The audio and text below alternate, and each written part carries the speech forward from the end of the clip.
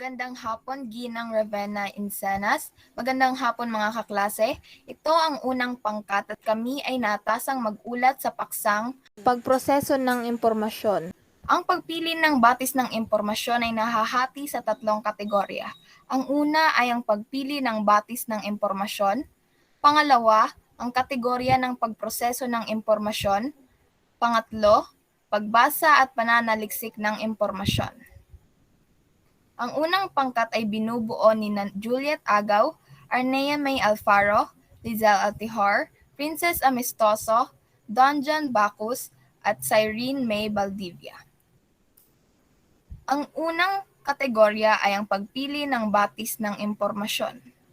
Impormasyon, mga kaalaman na nakalap mula sa mga nababasa, naririnig, napapanood, o nararamdaman na napoproseso ayon sa sariling karanasan. Ito ang mga representasyon o interpretasyon.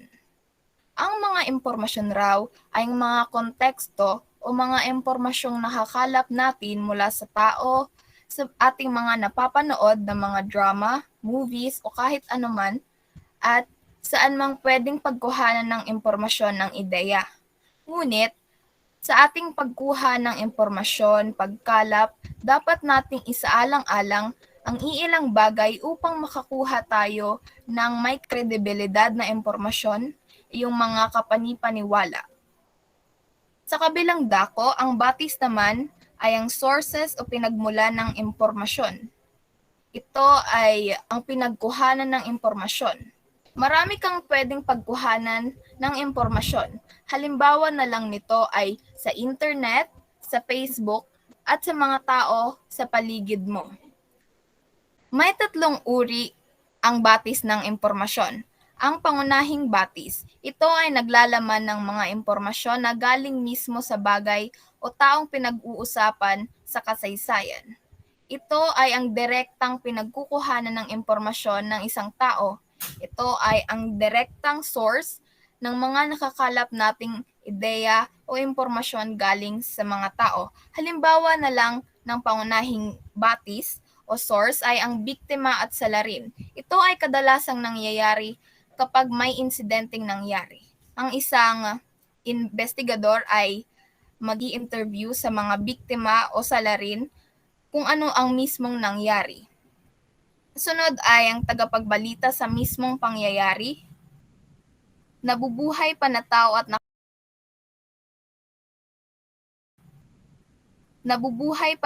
at nakaranas ng dating kaganapan. Sunod ay ang saksi, manonood o makikinig, tala-arawan, autobiografiya at liham. Ang susunod ay iuulat ni Binibining Princess Amistoso. Isang mapagpalang araw sa inyong lahat, akin namang ipagpapatuloy ang iba't ibang uri ng batis ng impormasyon, ang sekundaryang batis. Batayang ang impormasyon na imula sa pangunahing batis ng kasaysayan. Ang sekundaryang batis ay nagbibigay impormasyon ukol sa pangunahing batis. Nakapaloob dito ang paglalahat o tinatawag din nating generalization, interpretasyon o pagsusuri ng orihinal na impormasyon. Pakatatandaan lamang sa sekundaryang batis, ito ay ang mga impormasyong nasusulat hinggil sa pangunahing batis o impormasyon at nakabatay lamang ito sa mga impormasyon na nanggaling sa nakalathala sa pangunahing batis. Ang mga halimbawa naman ito ay ang aklat, pinagkwentuhan, radyo at internet. Ang karagdagang halimbawa naman nito ay ang diksyonaryo, encyclopedia at artikulo. Sunod naman ay ang tersaryang batis. Ito ay ginagamit upang organisahin at hanapin ng pangunahin at sekundaryang batis. Ang batis na ito ay koleksyon, index at konsolidasyon ng primarya at sekundaryang batis. Ang mga ito ay ang pangkalahatang pagtingin at sintesis ng naunang dalawang batis. Ang mga halimbawa naman nito ay ang index, abstract, at database. Ang karagdagang halimbawa naman nito ay ang katulad ng guidebooks, almanac, handbooks, mga manual at iba pang talang nagpapakita ng primarya at sekundaryang batis. Sunod naman ay ang mga payo hinggil sa pagpili ng batis ng impormasyon. Alamin kung anong uri ng website ang iyong tinitingnan. Sa pagpili rin ng batis ng impormasyon, ating pakatatandaan kung ang pinagkuhaan natin ng impormasyon ay maaasahan o tinatawag ding reliable upang mapagkatiwalaan natin ang nakapaloob na impormasyon rito. Halimbawa nito ay ang .edu mula ito sa institusyon ng edukasyon, .org mula naman ito sa isang organisasyon, .com mula ito sa commercial o business, at .gov mula sa institusyon o sangay ng pamahalaan. Alamin o kilalanin kung sino ang may akda, alamin ang layunin ng may akda at kung paano inilahad ang impormasyon. Halimbawa, ikaw ay nagsasaliksik patungkol sa mga nararanasang paghihirap ngayong pandemya ng mga Pilipino. Sa iyong pagsasaliksik, nararapat na ikay maging mapagmatiyag sa iyong impormasyong lilikumin.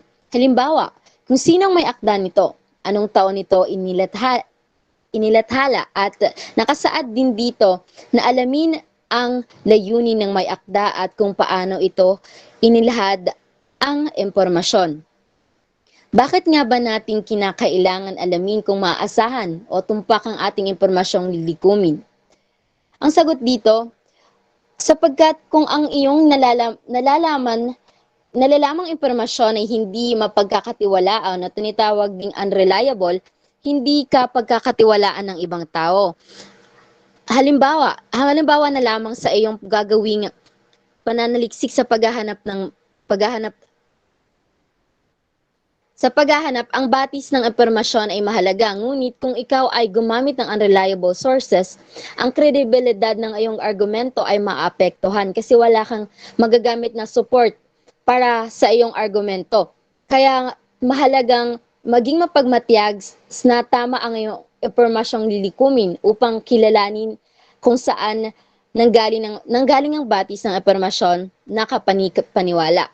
At kung inyong maitatanong bakit nga ba mahalaga ang batis o sources, ang batis o sources ay mahalaga lalo na sa aspeto ng edukasyon at paggawa ng formal na kasulatan. Mahalaga rin ang batis ng impormasyon lalo na sa pagsasaliksik dahil dito nagmumula ang mga impormasyong gagamitin upang suportahan ng iyong paksa. Lalo na kung ikaw ay gagawa ng pananaliksik sapagkat kung wala ang batis ng impormasyon, hindi tayo makakabuo ng kaalaman na maaring magamit natin sa pang-araw-araw na buhay. Yun lamang po sa pagpili ng batis ng impormasyon. Ang susunod na magtatalakay naman ay si Binibining Agaw at Binibining Alfaro. Maraming salamat, Binibining Amestoso. Tatalakayin naman natin ngayon ang kategorya ng pagproseso ng impormasyon. Kategorya ng pagproseso ng impormasyon. Ang iba't ibang pamamaraan sa pagproseso ng impormasyon ay maaaring sa pamamagitan ng pandinig, pampaningin at pagkilos. Ang mga estilong ito ay makatutulong ng malaki sa pag-unawa sa mga impormasyon. Tatalakayin naman ni Binibining Alfaro kung ano ang pandinig, pampaningin at pagkilos. Binibining Alfaro. Maraming salamat, Binibining Agaw. Unahin natin ang kategoryang pandinig o oral o auditory. Sa pamamagitan nito ay natatamo ang mahahalagang impormasyon.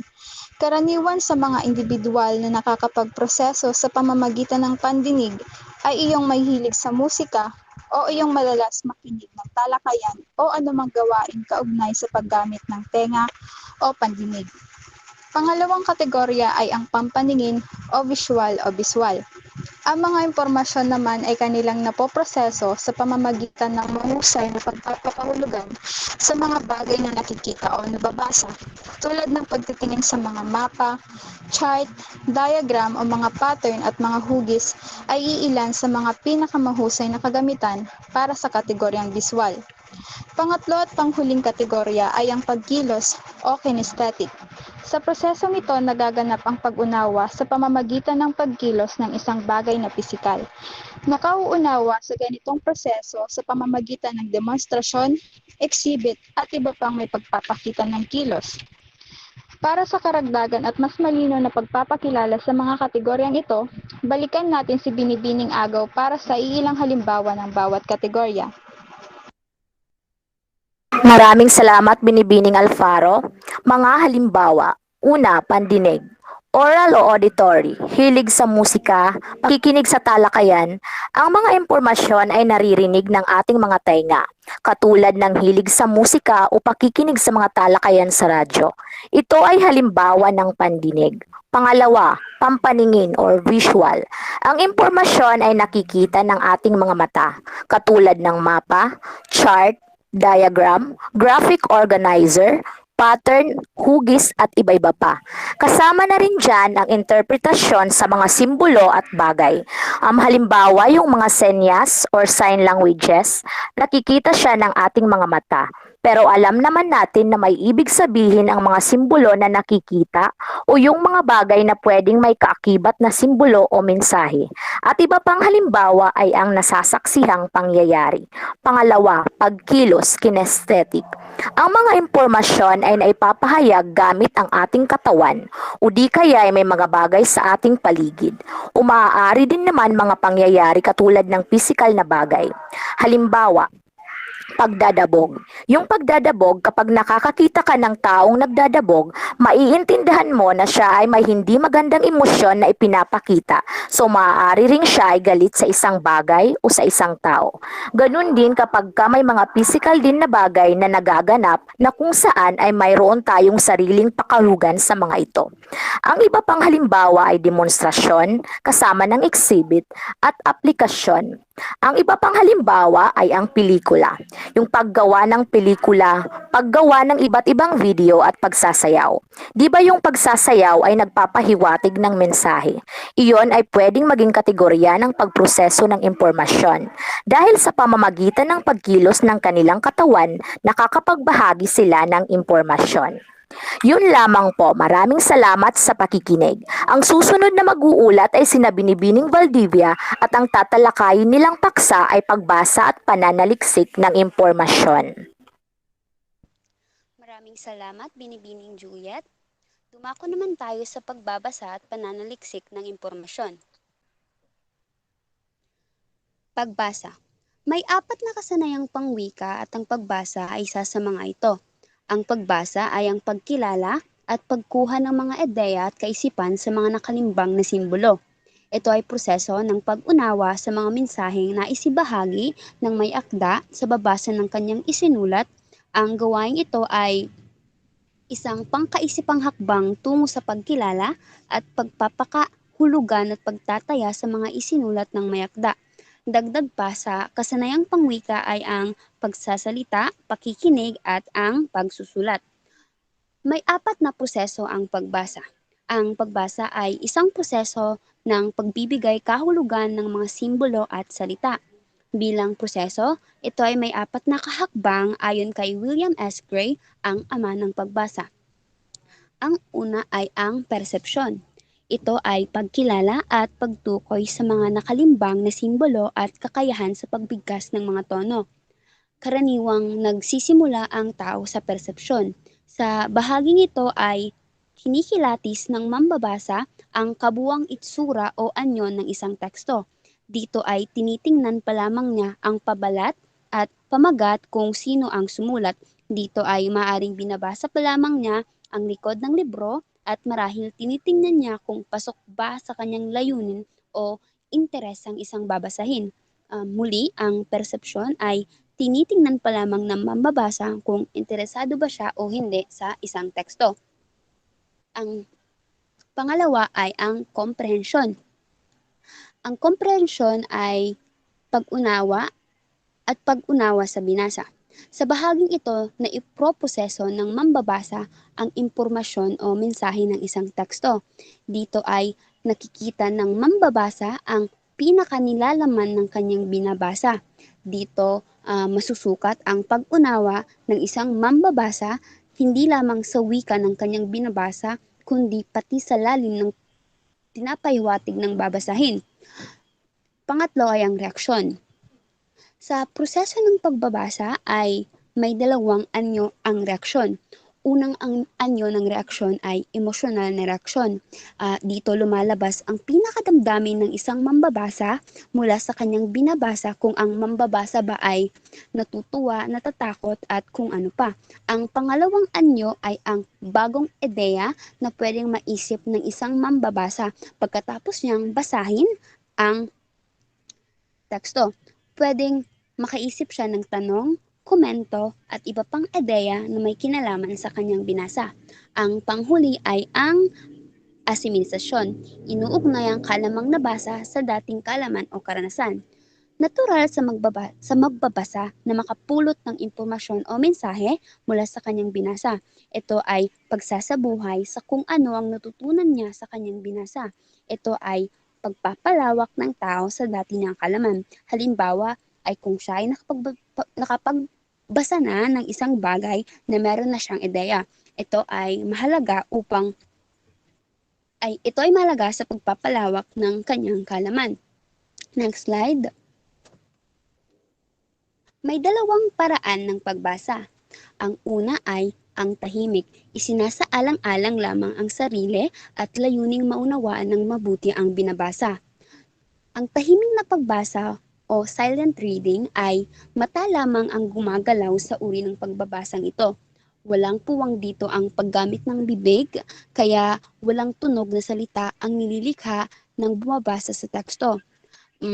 Pinakaangkop na gamitin ito kapag nagkakaroon ng mga pagsusulit sa klase. Halimbawa, pagbabasa ng kwento kapag individual ang gawain na ibinigay ng guro. Ang pangalawang paraan ng pagbasa ay ang malakas na pagbasa o oral reading.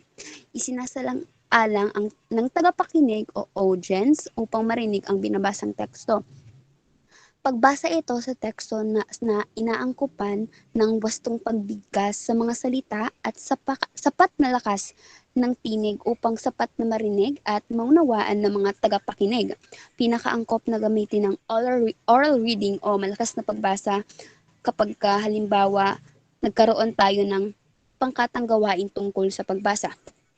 Sunod. Next slide. Magpatuloy naman tayo sa mga uri ng pagbasa. Ang una ay scanning o pahapyaw na pagbasa. Ito ay tumutukoy sa paghahanap ng isang tiyak na impormasyon sa isang pahina. Ito ay uri ng pagbasa na hindi hinahangad na makuha ang kaisipan ng sumulat dahil mahalaga rito'y makita ang hinahanap sa madali at mabilis na paraan. Halimbawa dito ay ang pagtingin ng resulta sa board exam kasi tinitingnan mo lamang ang tiyak na impormasyon, naghahanap ka lamang talaga sa kung ano ang hinahanap mo. Pangalawa ay skimming o mabilisang pagbasa. Nagtuturo ito sa mambabasa upang malaman ang pangkalahatang pananaw na matatagpuan sa aklat at iba pang nakalimbang na babasahin. Tinatawag din itong pinaraan ng pagbasa at pinakamabilis na paraan ng pagbasa. Ginagamit ang paraan nito sa pamamagitan ng pagtingin at pagbasa ng mabilisan sa kabuang nilalamang ng isang aklat, pagtingin at pagbasa sa mahalagang datos na kailangan sa pananaliksik at pagkuha sa pangkalahatang impresyon sa nilalaman. Sunod ay ang previewing. Ang ganitong paraan ay nakakatulong sa mabilis na pagbasa at pag-unawa sa babasa. May iba't ibang pahagdan ang previewing. Ang una ay pagtingin sa pamagat, heading at subheading na karaniwang nakasulat sa italic. Ikalawa, ang pagbasa ng heading na nakasulat sa blueprint. Ikatlo, ang pagbasa sa una't huling talata. Ikaapat ay ang pagbasa sa una't huling pangungusap ng mga talata. Ikalima ay kung may kasamang introduksyon o buod, larawan, graphics, chart, ito ay binibigyang suri o basa at ang huli ay ang pagtingin o pagbasa ng table of contents. Rereading o muling pagbasa. Paulit na binabasa kung ang binabasa ay mahirap unawain, bunga ng mahirap na talasalitaan o pagkabuo ng pahayag. Sa madaling salita, kailangan muling basahin ang salitang hindi natin maintindihan nang sa ganon ay maunawaan pa natin ng lubusan kung ang pinapahayag o pinapahatid ng teksto. Kung ano ang pinapahayag o pinapahatid ng teksto. Ang panghuli ay ang pagtatala. Ito ay pagbasang may kasamang pagtatalang mahalagang kaisipan o ideya bilang pag-imbak ng impormasyon. Dito kadalasang isinusulat ng mambabasa ang mga salitang hindi nila maintindihan base sa kanilang binasa. Ang susunod ay ang pananaliksik na itatalakay ni Ginoong Bacchus. Maraming salamat, Binibining Valdivia. Ang tatalakayin ko naman ngayon ay tungkol sa pananaliksik. Ang pananaliksik ay isang sistematikong pag-aaral o imbestigasyon ng isang bagay sa layuning masagot ang mga katanungan ng isang mananaliksik. Kapag sinabing sistematiko, ito ay tumutukoy sa maayos at makabuluhang proseso. Kapag tayo ay gumagawa ng isang pananaliksik, hindi tayo basta-basta at kung saan-saan lamang kumukuha ng mga impormasyon. Sinisigurado dapat natin na ang ating pagkukuhanan ng mga impormasyon ay may saysay o may kwenta. Ayon naman kay Villapuerte, ang pananaliksik ay pagtuklas ng isang teorya, pagsubok sa teoryang iyon, at paglutas sa isang suliranin. Ito ay isang masusing pagsisiyasat at pagsusuri sa mga ideya, konsepto, bagay, issue, tao at iba pang nais bigyang linaw, patunayan at pasubalian. Halimbawa dito ay ang pag-iimbestiga ng mga pulis. Dumako naman tayo sa bakit nga ba mahalaga ang pananaliksik sa pang-araw-araw nating buhay. Bakit nga ba mahalaga ang pananaliksik? Una, ito ay napakahalaga sapagkat ito ay nakakatulong sa ating pang-araw-araw na buhay, kagaya sa paglutas ng mga problema. Pangalawa, nagiging matalino tayong mga tao kapag tayo ay mahilig mananaliksik ng mga bagay-bagay. Pangatlo, tayo ay nagiging updated sa pamamagitan at pangyayari sa ating paligid. Yun lamang tungkol sa pananaliksik. Dumako naman tayo sa dalawang uri ng pananaliksik, kwantitatibong pananaliksik at kwalitatibong pananaliksik. Ano ang kwantitatibong pananaliksik? Ang kwantitatibong pananaliksik ay tumutukoy sa sistematiko at empirical na investigasyon ng iba't ibang paksa at penomenang panlipunan sa pamamagitan ng matematika at estadistikal at mga teknik na pamamaraan na gumagamit ng komputasyon. Kadalasan ginagamitan din ito ng masusukat at nakabalangkas na pamamaraan sa pananaliksik gaya ng survey, eksperimentasyon at pagsusuri at estadistikal. Halimbawa ng kwantitatibong pananaliksik ay ang census ng populasyon, antas ng kawalan ng trabaho, dami ng naghihirap at paggastos ng mga mamamayan ng isang bansa.